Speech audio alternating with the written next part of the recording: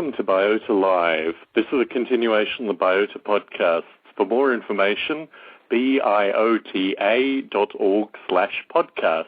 We have two callers on the line. I believe the first is Bruce Damer. Hello, Tom. Hello, Bruce. Good to talk to you. I'll just pick up the second caller and then we'll get into the news and notes. Hello, it's Jeffrey. Hi, Jeffrey. Good to speak to you again this week. So, we have the usually assembled group of conversees. I will go through some news and notes. Bruce, why don't we start with your news? It's been a busy week for you. It has indeed. I just came back from the Asilomar microcomputing workshop. What's that about? That's a venerable, it's actually the first conference about microcomputers that started in 1975, and wow, that's a long time ago. Year, yeah, and so all the regular characters like Lee Felsenstein, and we had Aubrey de Grey there was talking about aging, and it's just a fascinating group of people. Have you met Aubrey de Grey before? No, never have. And I just sort of thought what he was talking about seemed very sensible to me, and so I ordered his book while he was doing his talk. Yeah, it's an interesting set of ideas. I think it's in some regard an attack on the contemporary American healthcare system. But as we're talking about artificial life, perhaps we should concentrate more on that. You gave a demonstration there as well on the EvoGrid, didn't you, Bruce? I did, and it got quite a positive response. Because these are deep nerds. And there were a couple of people who wanted to get involved, so I handed out cards. And same thing happened on Saturday night at Yuri's night at NASA. I had quite a line of people after that presentation wanting to know more about it. So it's definitely the message is getting out. There were probably 200 people in the audience for that one. Wonderful. And in terms of the thing you've just come from, was Aubrey de Grey in the audience for the EvoGrid? Did the kind of congregated folk recollect for each of the talks, or were the separate talks on at the same time? I believe all of them, because I did a regular session, and I believe all of them saw that, unless some of them snuck off for coffee in the other room. So that they would have the entire very small conference, I think less than 100 people, like 30 people or something. And did Buzz Aldrin get to see your presentation at Yuri's night? Did he stay around for your presentation?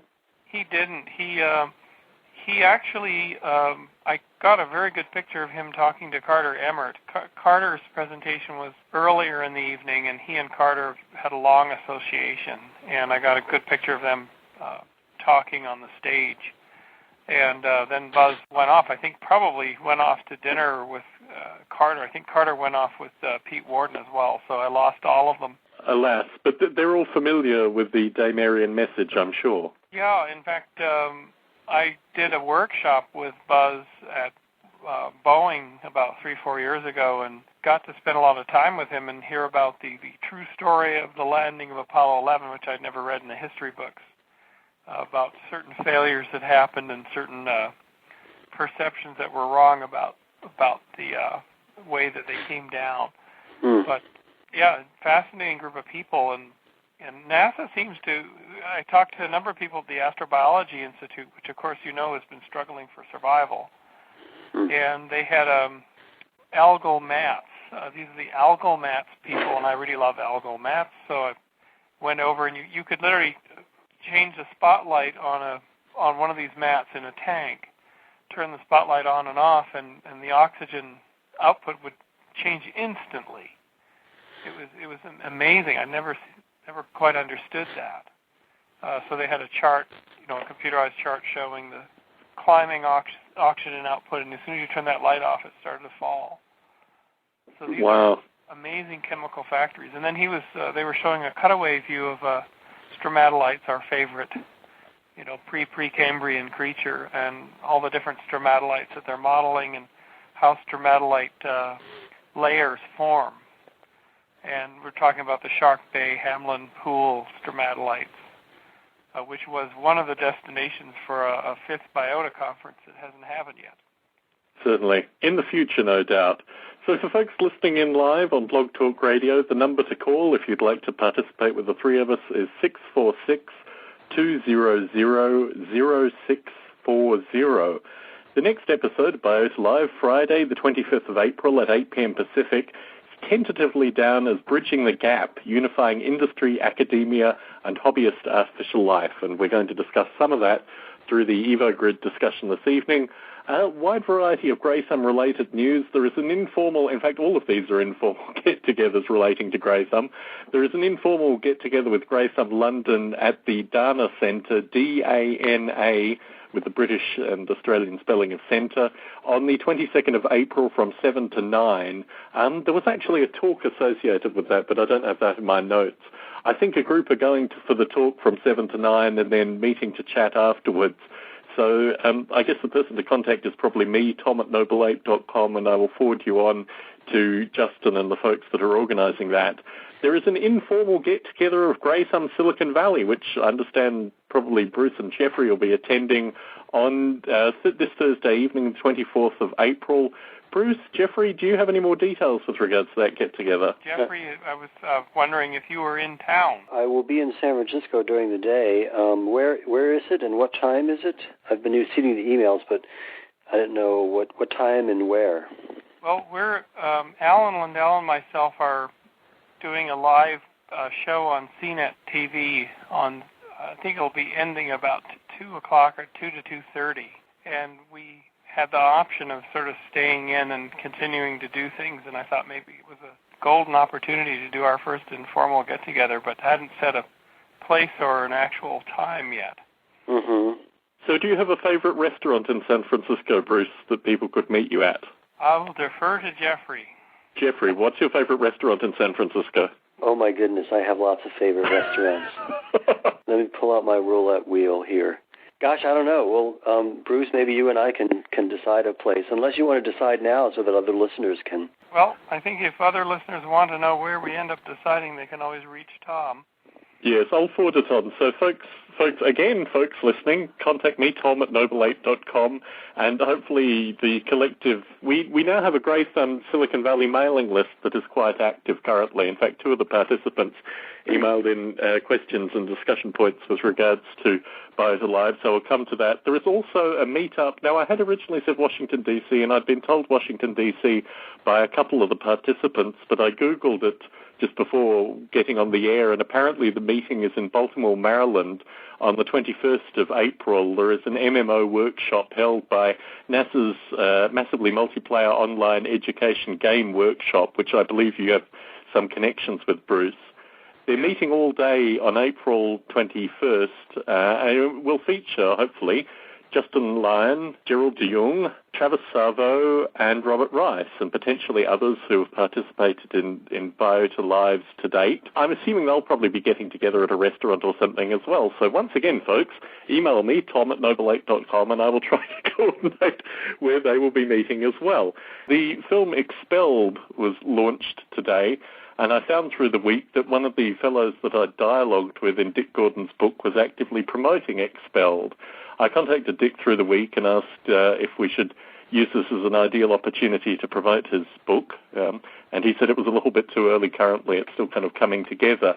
But it does raise an interesting point that we've discussed in previous podcasts with regards to things like Spore and things like this movie, which I believe features Biota alumni Richard Dawkins. Jeffrey, what's your thinking with regards to utilizing these kind of opportunities to talk about artificial life? I mean, in terms of kind of guerrilla PR and these kind of things. Oh, sure. I mean, I think anything that depends on I don't know anything about this movie, but sure.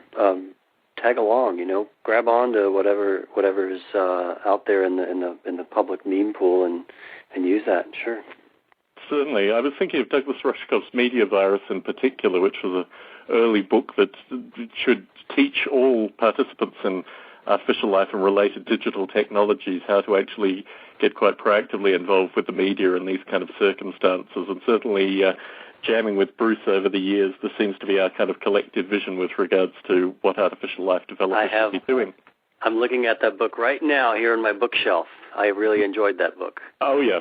Yeah, no, Doug Rushkoff is clearly a visionary, and I think, ironically, he has also spawned a number of connections that Bruce and I share as well. And I think, yeah, it's a very useful tome, even though it's now probably more than a decade old. Anyway, I received 2 bits of email from folks who will be attending the newly formed Grey Thumb Silicon Valley. The first was from Scott Schaefer, who corresponded with us last week. Scott points out that he's from Sausalito, California, which apparently is just north of the Golden Gate. So the photos of the water that I'd seen was from the north rather than the south. He asked me with regards to the recent discussion whether artificial life was a hobby for me or whether it's connected with my profession. And to date, artificial life has been a wonderful hobby for me. And I think that probably comes through in the narrative through these podcasts so far. I think a number of things would need to change before it became a profession for me, but I do have hopes for the future. Scott Davis wrote quite a long email about what he'd like to see in the future Biota podcasts. He's interested in discussions with regards to artificial societies and artificial life, ecosystem evolution, and simulating social organisms such as ants or termites or higher-order creatures, and how the swarms of individual agents can work together for the benefit of the group. We touched on this briefly, I guess, Jeffrey, with regards to entropy and sustainable simulation, but I think that was a topic that touched a number of chords in the listening audience, so we'll need to do something like that in the near future. It may actually be something that we can discuss with regards to the game SDK, which should be coming up in the next few Biota Lives as well. I hope to have Chris Hecker on, who I mentioned in the original discussion with regards to the artificial life SDK and games, and I think he could add a new dimension to that discussion. But we may do something in the future specifically with regards to emerging artificial life societies, as I think it kind of bends into stuff that I've done with Noble Ape and avatars and a wide variety of the discussions that we've had to date. So if you would like to suggest a show topic for Biota Live in the future, you could receive a book. 4 books: The Ancestor's Tale by Richard Dawkins, I Was by Steve Wozniak and Gina Smith, Ever Since Darwin by Stephen Jay Gould, and the Oxford Dictionary of Philosophy are all up for grabs if you would like to suggest a topic for Biota Live. If you would like to call in, the contact number 646-200-0640. The question this week isn't really a question at all. It's more a discussional update with regards to the EvoGrid. So, Bruce, you've had a few days to kind of collect your thoughts, and you've also given a presentation recently with regards to the EvoGrid. In terms of the state of the EvoGrid, aka State of the Union with regards to the EvoGrid, what's your current thinking? Well, I think that the discussions on the list have been extremely valuable and useful. One of the attendees at the recent conference, brought up some really tough points, which it seems like technical people always see the same issues, such as if a creature travels from one artificial life scene graph, if you will, to another, how does it register itself in? And how does it determine whether its sensors will work and the physics will work with it, etc.? And on the other hand, it's funny because he was saying, there are all these problems, and then in the same question he said, but it's so interesting. And when somebody makes that kind of a comment, I realize that their machinery is going. And he came out to me later and said, this is just one of the most interesting things that has occurred in my head in 20 years, this challenge of how to do this. So I think there's an innate fascination with the challenge of having disparate biological simulations, if you will, or artificial life environments talk to each other. So anyway, if that kind of an august group gets their imagination grabbed, because they've seen everything, so that it's a powerful meme. Certainly, the 2 main threads coming through the list related to the kind of artificial life development group, and then the biologists and paleobiologists represented by Dick Gordon and Roy Plotnick specifically. And in terms of their kind of collective visions, can you give some summary to the discussion in that regard? Well, I think that Dick comes from the world of, truly in-depth biology and embryology and low level. And anybody, I have a good friend who worked at the Scripps Institute, and now he works in a private he's an immunologist as well. And he said, look, you know, you were talking about simulating living systems, but do you have any idea how complex an individual cell is and how complex the membrane is and the receptors and blockers? And said, you know, there's several 100,000 individual lock and key mechanisms on the surface of a single cell in your body that has allowed the cell to adapt what can come in and what can't, you know, over hundreds of millions of years or billions of years. And so when you talk to people who work at that level in biology, they think of simulation at the molecular level more often.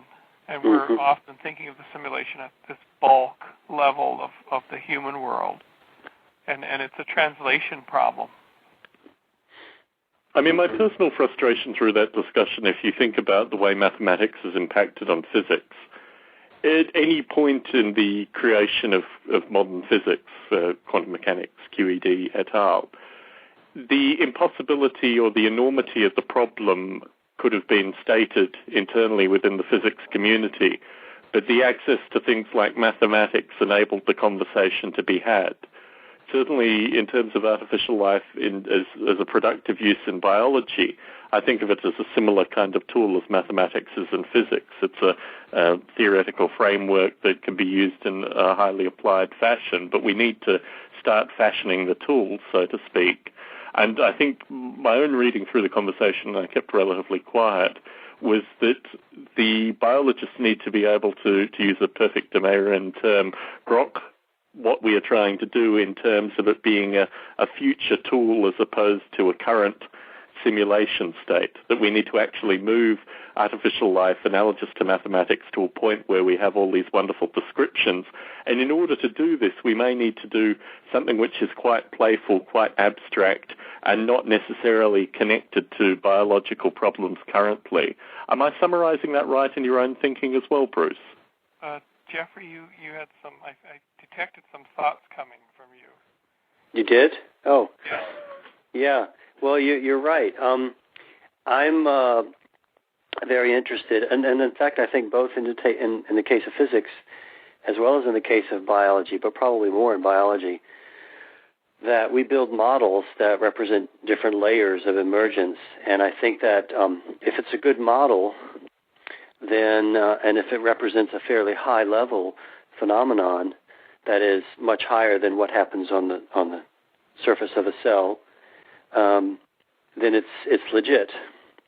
In fact, you could say that the biology that happens on the surface of a cell is a fairly high level of emergence in the context of what's actually happening on the atoms that create the molecules, that enable the molecules to hook together in a biological way. So I think every level of simulation is a chosen level. And I think biology actually, in fact, and I might even say that it's the nature of biology that there are different levels that are somewhat coherent in themselves. So in the analogy with regards to mathematics and physics, do you think artificial life... In other words, Newtonian physics works on a human scale. It's useful, it's practical. But if you go out into the universe and the cosmos, it's not very useful. Then you need to incorporate Einsteinian relativity. And if you go down to the subhuman level, then you need to look at a different level of physics. So I think that perhaps the lowest level of physics is the one that can explain all else above it, but that doesn't mean that our models are not practical at the levels that they are. And the same with artificial life. So as math is to physics, what do you see as analogous to biology if biology is physics? Interesting. It kind of reminds me of one of those debates.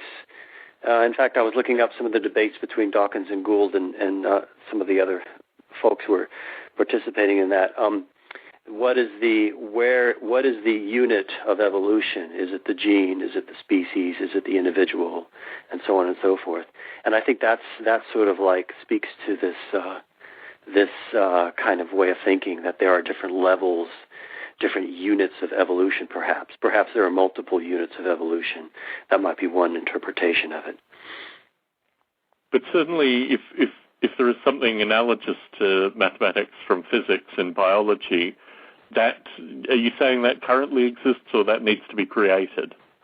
I don't know if there is a direct analogy.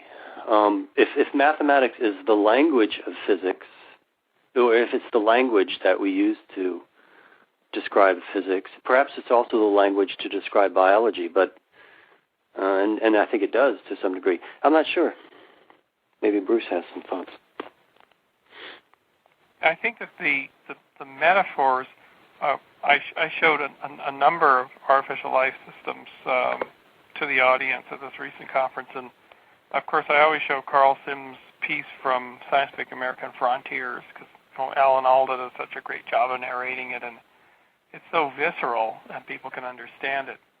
And I think that really the audience responds, they laugh at some of the movements of the creatures. They really sort of biologicize them. And maybe there's something deeper there, which is that, as you're pointing out, that there's a language of biology, and some of it is in movement. And I know this is where Gerald comes from, and to some degree come from Jeffrey. Some of it's in movement, that things that are biological, so these are meta language. The things that are biological move in certain ways, and you'll never see that in straight laws of physics universe. You'll never see that kind of movement.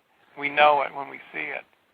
In fact, we've evolved to see and understand things on that level, which is why it's so hard for us to understand things on a quantum level or on the galactic level, as Dawkins describes very well.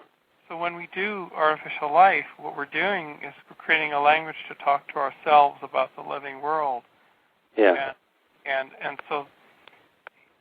yet, at the immunological level or at the genetic cell nucleus level, it's such a weird world. It's like a zipper factory. It's so hard to figure out. Spaghetti code is like a tangled, phone exchange. And so we fall back on these easier metaphors for us of movement or behaviors. But in truth, the code and the inners are as weird as the quantum universe. Yeah. So in a sense, it's a little bit of Spore will give us this. Spore will give us wonderful biological-looking things with no guts at all that have anything to do with how biology made those movements happen or made those things evolve. So we're forever going to have this dichotomy of easily being able to fool ourselves, just as robotics in the 1600s or 1700s, making of automata, was able to fool people into thinking something was alive, and it was just simply a bunch of gears and crude crockery.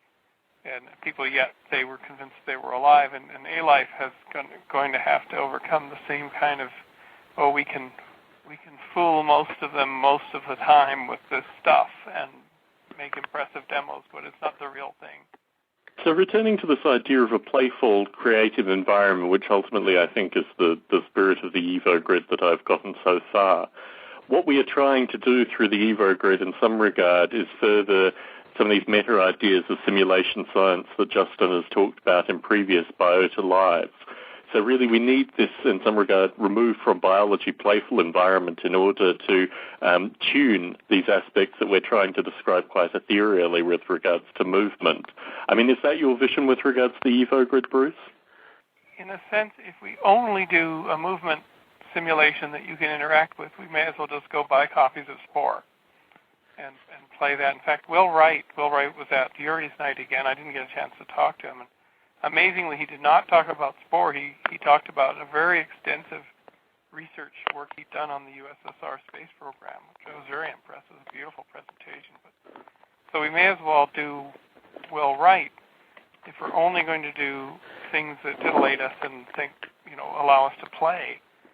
So there has to be some element of really trying to do the really hard work of having those things emerge from basic phenomena.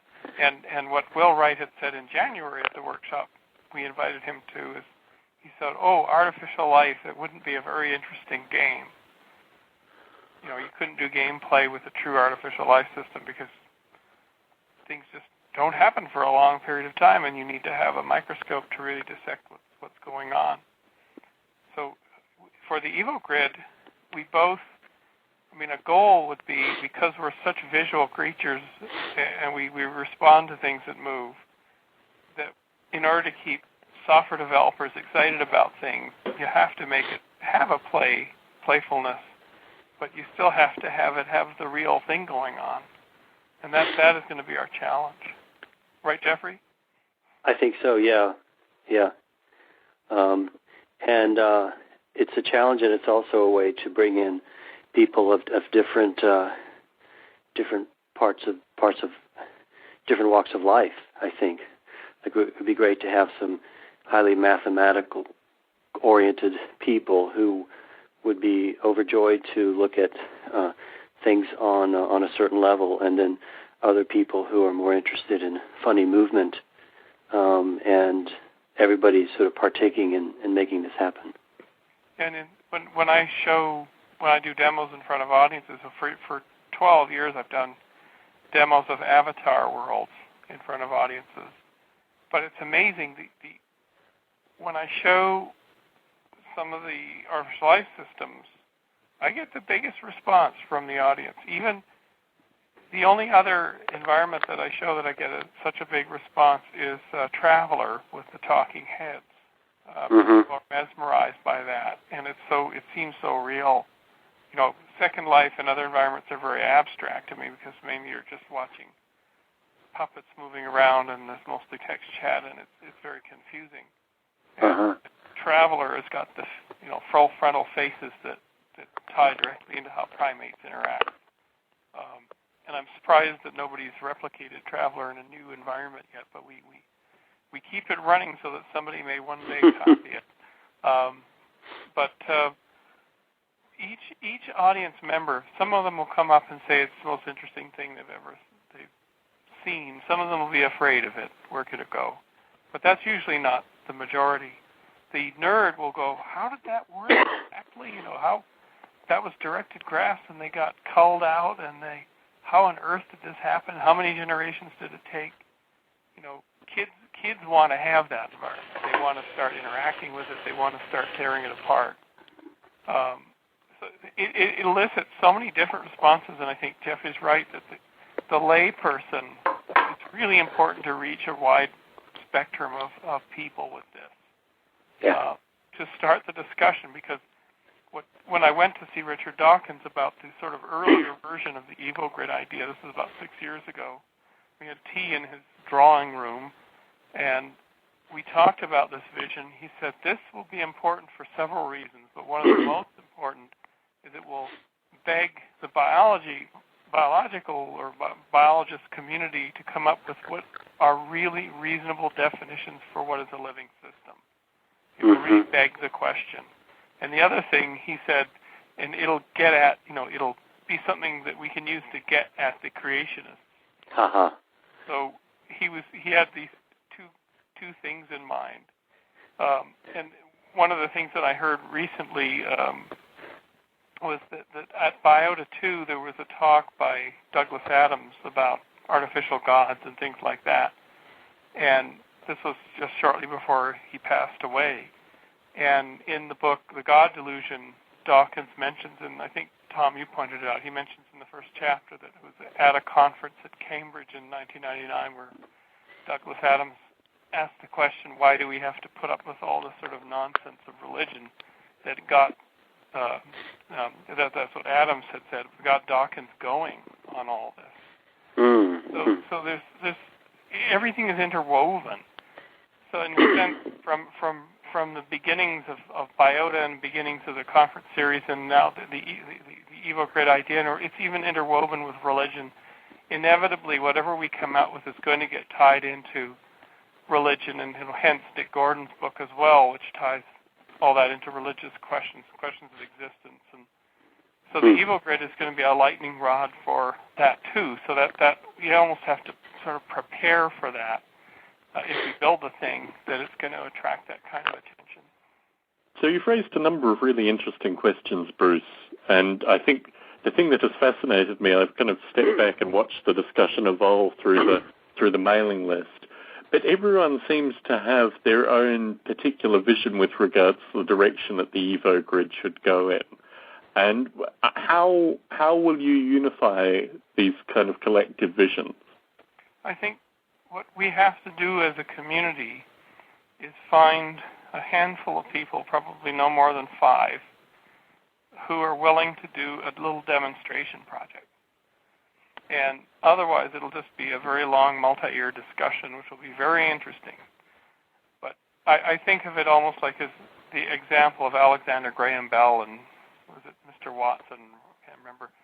Who, when the telephone worked, first thing he blurted out was, Mr. Watson, come here, I need you. He made the first call. It's like, I need to tell you this thing is working. Something like that. So in a sense, we have something goes through the semantic web or the semantic chrysalis of the EvoGrid. It's encapsulated. It exits its native environment, is encapsulated in the semantics, and then pops out into another environment which recognizes its scaling needs. How big it is, and what it can and can't do, and what it can see and not.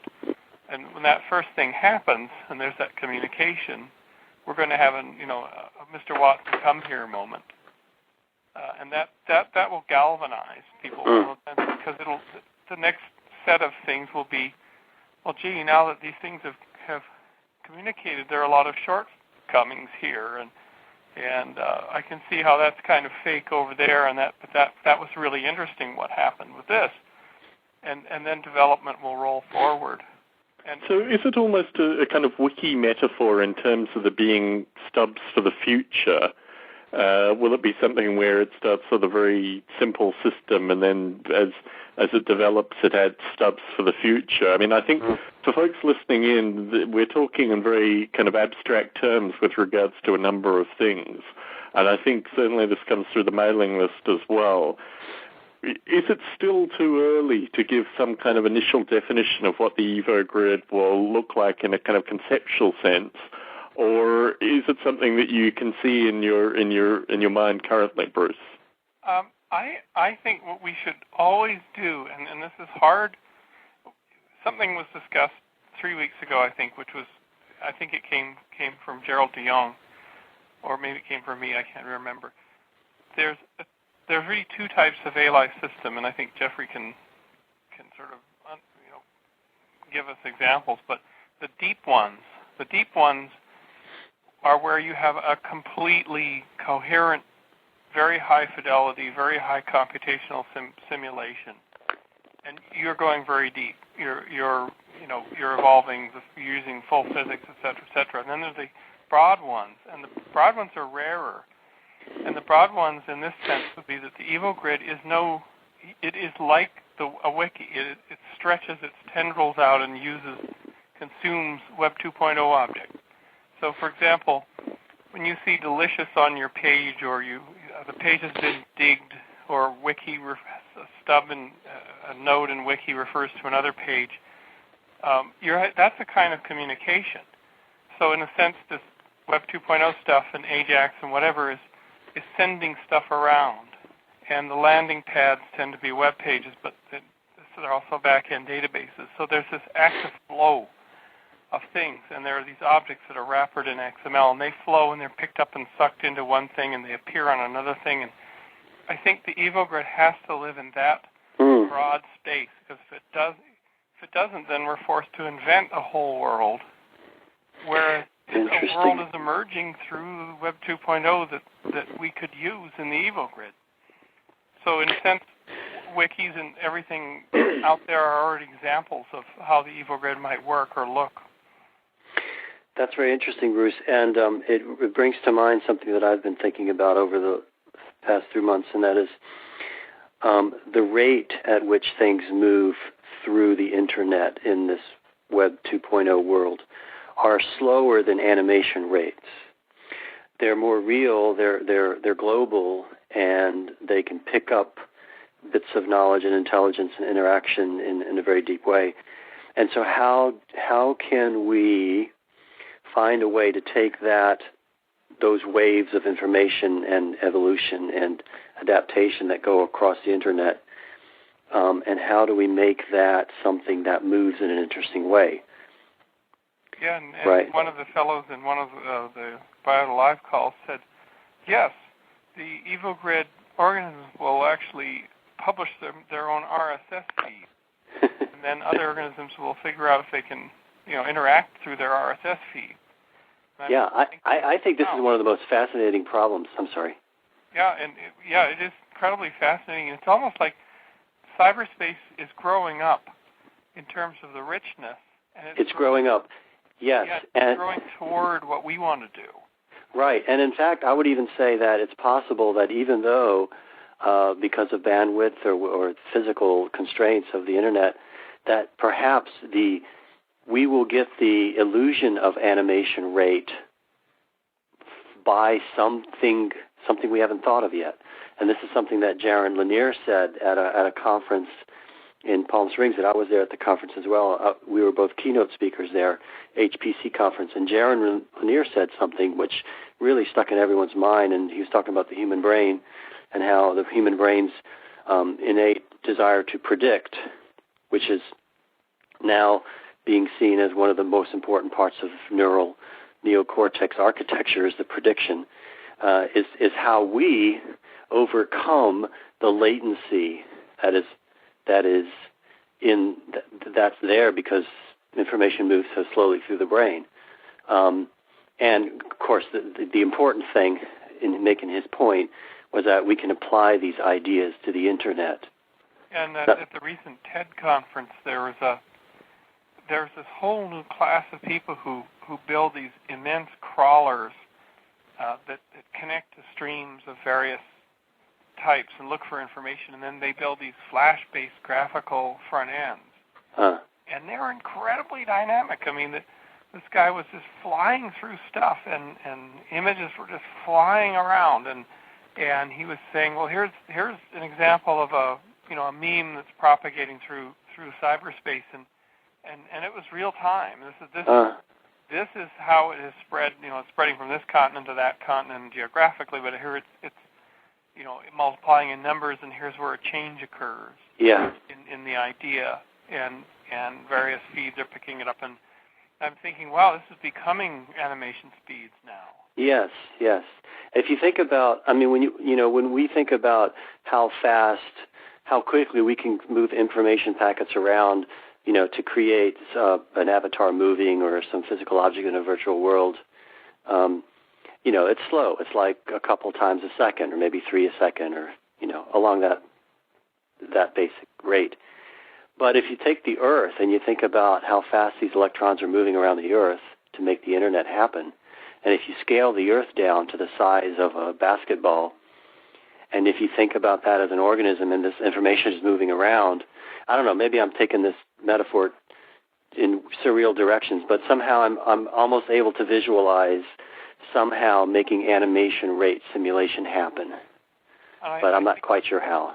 And I think we can, and if we can't now, we will be able to in a year or two, because there will be sufficiently rapid flows, and well, consider also this thing. What if the EvoGrid organisms, and this goes back to sort of basic pattern recognition. I mean, these fellows building their flash animations are really just representing things. What if the EvoGrid itself, we talk about the food and the geography, the food and the landscape is the semantic web. And the EvoGrid itself will be a mechanism, an adaptive mechanism that will allow us to understand what's happening in the semantic web. And that in its own right, it'll end up being a tool. It'll end up being an unpredictable tool, but there will be bots come A-life creatures. It will go beyond just bots. These will be adaptive bots. And perhaps there will be commercial applications of that, but given that we're not very commercial people, we're just fascinated with what would be the visual results of having an A-life grid mapped over the semantic web and consuming it at a ferocious pace and producing visual results It's basically Darwin's pond across all of cyberspace. Mm-hmm. So returning to your deep and shallow metaphor with regards to existing artificial life simulations, do you see the shallow artificial life simulations being something like Tierra, for example, where you're dealing with string manipulation and very low-level concepts, and the deeper things being, I don't know, Darwin at home or something of that nature, possibly Noble Ape? Precisely, and it's funny how the metaphors emerge so early on, and it might be that if you look back at the symbioorganisms on the Internet, on the Institute for Advanced Studies machine, on Neumann's machine, they were Tierran, and then the deep systems only came when you had the ability to make a visual virtual world. One of the questions will be, do we need a 3D virtual world for the EvoGrid? We're all pretty hooked on 3D virtual worlds. We like them. We're 3D binocular vision creatures. But these creatures might live in a broad, wide semantic web. That might not be relevant to them. I mean, there isn't a 3D metaphor operating at all in the semantic web. It's all about pipes and queues and strings and messages and searchable tables and stuff like that. So much as we crave to walk around in a virtual jungle and watch things happen, the native environment of cyberspace may not have any of that metaphor in it. But do you think humans are the selection pressure somewhere through this, that ultimately there needs to be an aesthetic component just to draw people in to develop, components of the EvoGrid? I mean, do you think that will force a visual component to it, or do you think you can gather the strength of minds purely on a Tierra-like simulation environment? Well, I remember there was that one attempt to put the almond interface on Tierra, which ended up just being colored bars. And it was challenging, but could you imagine that you would walk into this future world, this very high fidelity, high physics, real-time 3D world that does represent all cyberspace, and the little mound of white wiggly things are news memes that are now spreading out, and you get my point. You could create metaphors, visual metaphors for all of this. Mold spreading across a piece of bread or a decaying pizza represents something. Kind of an awful metaphor, but flows of liquids. I mean, certainly in early cyberpunk, certainly in Stevenson and Gibson's work, when they were trying to describe more Gibson, because he was more abstract, he was describing how the attack. There was something called ice, I think, and it was the firewalls around things, and then there were attacks on the ice, and he tried to describe this visually, and this is in the early 80s, and as the ice melting away or being chipped away by these attacks. And films like Tron tried to do that too. And so, that's Hollywood's and writer's vision. But maybe somehow we will re-represent cyberspace that way. But are then the creatures gaining anything from having a physics-based world, or is there some grand unification going to come down the road? So in terms of this metaphor with regards to appeasing the biologists, folks like Dick Gordon, how do you put these two things together?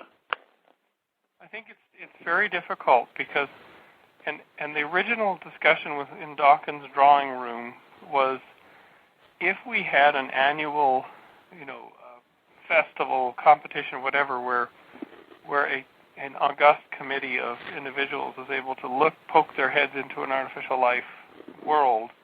And at that point, it was called the Alive Prize. And as a biologist, when you look inside that environment, and it just strikes you, I'm not going to call that alive. I'm just going to study its life cycle. It's interesting to me as a biologist who's seen this all my adult career it's interestingly enough that I'm going to give that a name and that a name and that a name, and I'm going to study its life cycle. And I think that when that happens, and these biologists don't have to, they can say it's lifelike and interesting, but when that happens, I think we've done it. But that might be decades hence. It's hard to say. I put in on Stuart Brand's Long Bets site, I put in this bet that by 2029, a biologist would take a peek into one of these digital soups and say, I'm studying this. I'm going to write a paper on this. Yes, from bioinformatics to informatics. This is all very visionary. But in terms of the context of your 3-year PhD program, Bruce, I mean, ultimately we are creating a manifesto in real time in terms of these discussions. But in moving, do you see that the code is written in parallel to these discussions? Do you see that there needs to be a kind of manifesto that's created first and then the code has come in? How do you see this interaction?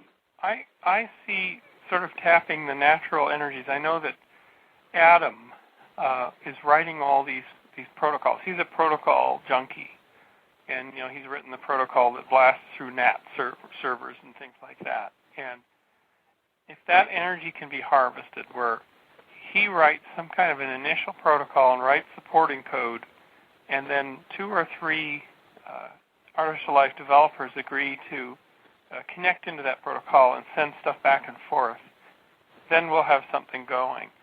Now, what they came up with initially in the initial discussions on the list was, maybe we should start off even simpler and build a web interface that can simply query the A-Life systems and say, what's going on inside Noble Ape right now? And Noble Ape, and you even generated some XML, Tom, already.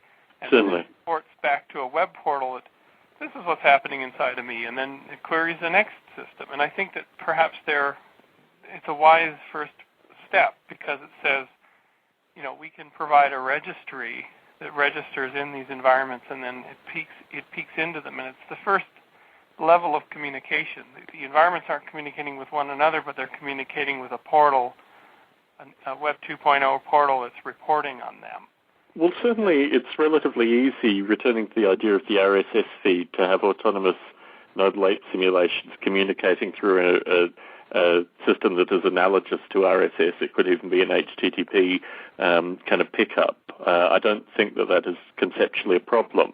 But the idea of existing simulators finding shared bits of information in their own RSS feeds and then propagating those bits of information across a series of simulators, perhaps through some kind of hybridized agreed XML, which is why I put the Noble Ape XML phenotype out initially, is actually quite different to the vision where the Internet and the kind of pulse of the Internet is the pulse of the EvoGrid. Although I can see in probably a distant future these things coming together, particularly as you've noted, if we get in commerce, visionaries picking up on the fact that we've solved a few of their current hard problems with regards to network propagation and perhaps managing loads and perhaps communicating information. I mean, if the EvoGrid can create its own language internally and then optimize based on the strengths and weaknesses of the network, then that is ultimately a kind of no-brainer in terms of its sale into commerce, or at least its widespread propagation. So I don't necessarily see what we're discussing currently in terms of individual simulators communicating through an RSS feed not necessarily ending with the whole Internet adopting the EvoGrid. But in terms of time frames, I mean, certainly the history with regards to all these kind of discussions and our own kind of collective developments has been prefaced in decades in terms of the, maybe 5-year time quanta at a bare minimum in terms of actually getting some of these more abstract ideas out there. In terms of bringing in the numbers initially, you've had a great degree of success in terms of kind of sparking interest in the various talks. My understanding is the PhD ends with an actual demonstration, almost a theatrical demonstration. What's your current thinking on that, Bruce? Yeah, and I'll just quickly describe this. I know Jeffrey has more thoughts to contribute here.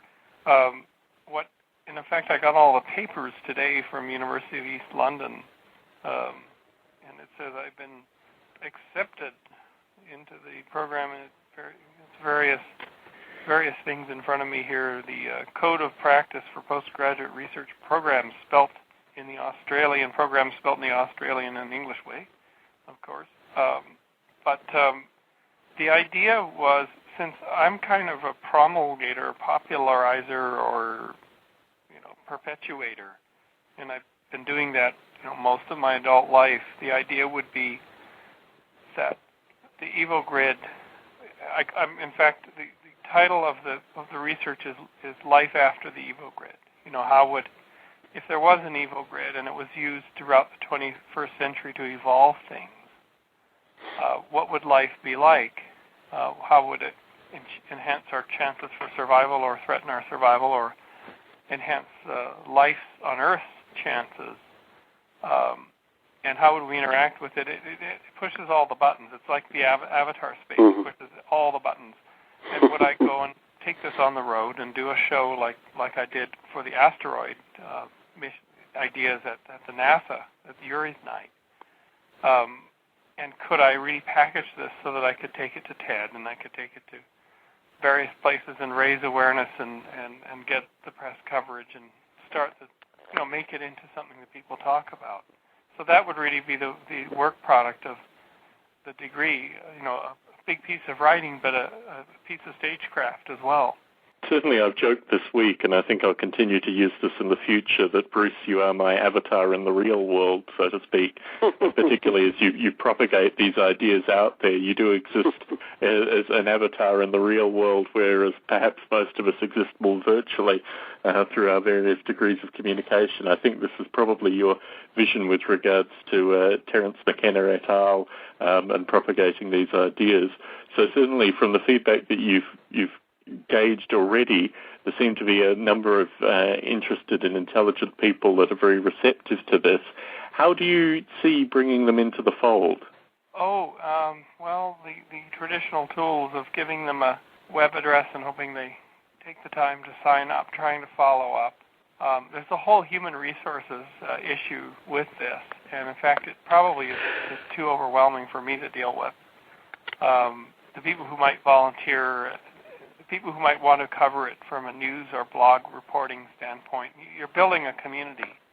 And so actually I need a lot of help. I mean, I can do the avatar on the stage presentation, but follow-up with the community management is something that is too much for me to handle. I used to do all of that. So anyone out there wants to take on that job, and to some extent you're doing it, Tom.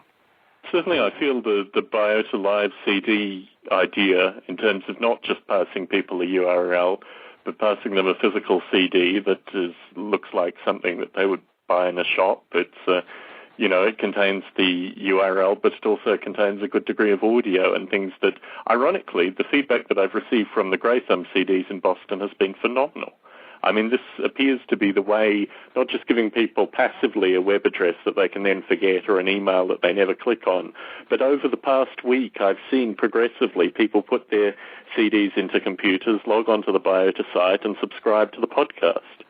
So I think there is something in the CD in terms of just a physical thing that takes up space and, reflects light and these kind of things that is people are very receptive to. And certainly my background with regards to community building and maintaining is something that I've tried to kind of carry on with regards to my editorial duties with Biota.